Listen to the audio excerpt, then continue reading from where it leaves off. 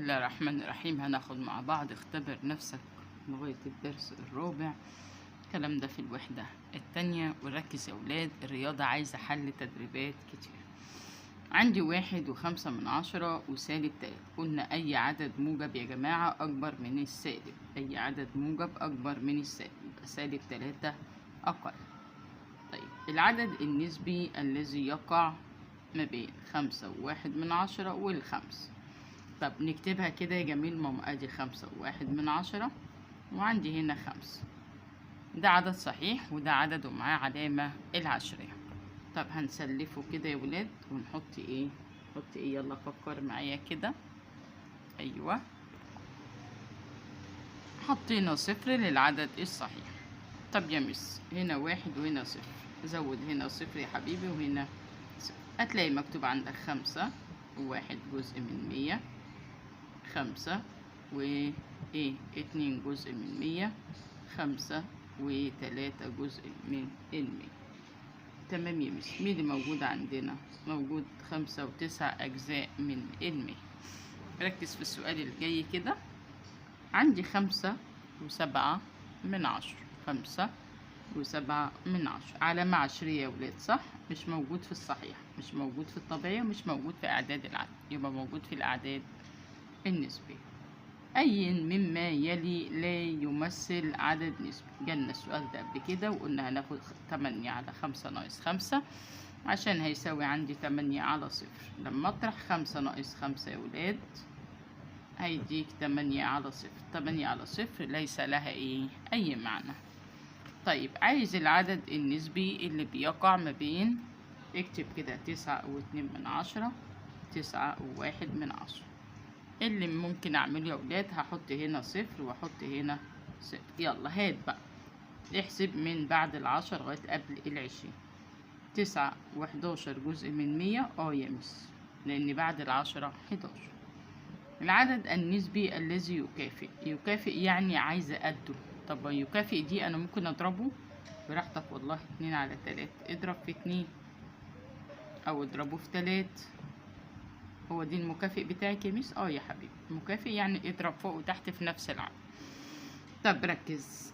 2 في 2 ب4 و2 في 3 ب6. موجود اهو يا ميس. يبقى اتضرب البسط في 2 والمقام في العدد 2. طيب عايزة العدد الصحيح المحسوب ما بين 14 على 3 و10 على 3.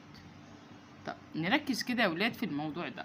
عندي 14 على 3 قال لي صحيح مش كسر، وبعدين عندي 13 على 3، وبعدين عندي 12 على 3، وبعدين عندي 11 على 3، وبعدين عندي 10 على 3. ركز كده. مين في دول لو تمت القسمة بتاعته البسط على المقام يديني عدد صحيح؟ احسب كده. 12 على 3 يديك كام يا جميل؟ 4. حد من دول اقدر اقسمه يديني رقم صحيح؟ صحيح يعني مفيش كسر عشري ولا كسر اعتيادي.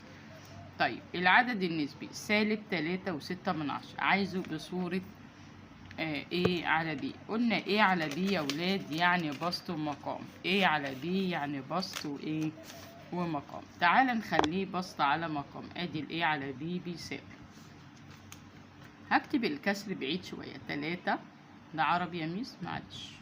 3.6. مفيش غير تالتة اعدادي هي اللي بتاخد رياضة بالعربي، بعد كده كل السنين هتبقى انجليش ان شاء الله. حط السالب فوق. 3 و6 يعني ال3 على جنب. طب انتي حطيتيه فوق ليه يا ميس؟ تمام، يبقى -3. وحط ال6 فوق وقال لي من 10. احنا بنحل مع بعض عشان نشوف اسهل طريقة ليكوا لطريقة الحل، ونركز مع بعض. نركز مع بعض. ماشي يا ميس.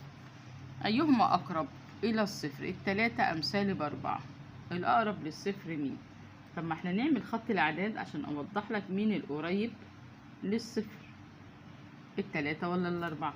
لا، الكلام ده ملوش دعوة بالموجب والسالب يا أولاد. الكلام ده ملوش دعوة إذا كان العدد سالب أو موجب.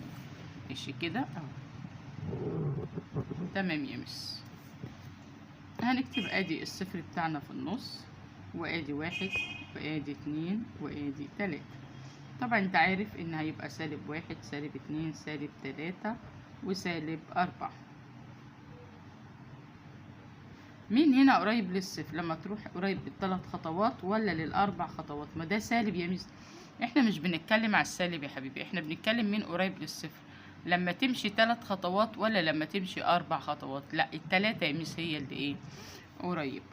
تمام. العددين الصحيحيين اللذان ينحصر بينهما العدد 5.2 عدد صحيح، ما قاليش عدد عشري، عدد صحيح، ما قاليش عدد عشري، يعني 5.2. اعمل ايه طب يا ميس؟ بص يا جميل، انا هحط 5 دي اول واحد، اللي جاي بعديها ايه؟ ال6، يبقى 5.2 وقع ما بين ال6 ووقع ما بين ال5 وال6. رتب الأعداد، قال لي من الأصغر للأكبر. رتب الأعداد، قال لي من الأصغر للأكبر. تعال نرتب مع بعض زي ما تعود. أنا هكتب الطريقة بتاعتي الحلوة الجميلة اللي زي أدي 2.1، 1.4 -3.4، -1.7. جميل يا ميس. وبعد كده -2.5. قال لي من الصغير، الصغير روح نقي أصغر ولا أكبر عدد سالب. لا، ناخد أكبر عدد سالب، -3 هو الصغير. أدي 1 -2 و-1. كده احنا رتبنا السالب في الأول من الصغير للكبير، بس نخلي بالنا إن -3 أصغر من -2 و-2 أصغر من -1. بعد كده الواحد معروف إن هو الصغير، أدي 4 والاتنين أدي 5. ركز يا ولاد في طريقة الحل. اكتب 3 أعداد نسبية. اكتب 3 أعداد نسبية، 2.4 و2.5 نسبية. يعني أنا ممكن يا ميس أعمل عشري؟ ممكن طبعا. عندي 2 و4 أجزاء، وعندي 2 و5 أجزاء. طيب انت هنا الأعداد ورا بعض، 4 وراها 5، طب ما تحط 0 هيديك كتير أوي. يبقى أنا عندي 2 و41 جزء من 10، 2 و42 جزء من 10، 2 و43 جزء من 10. أنا كتبت لك 3 أعداد. لايك وشير عشان يوصل لك الجديد، ويلا مع بعض على الدرس الخامس.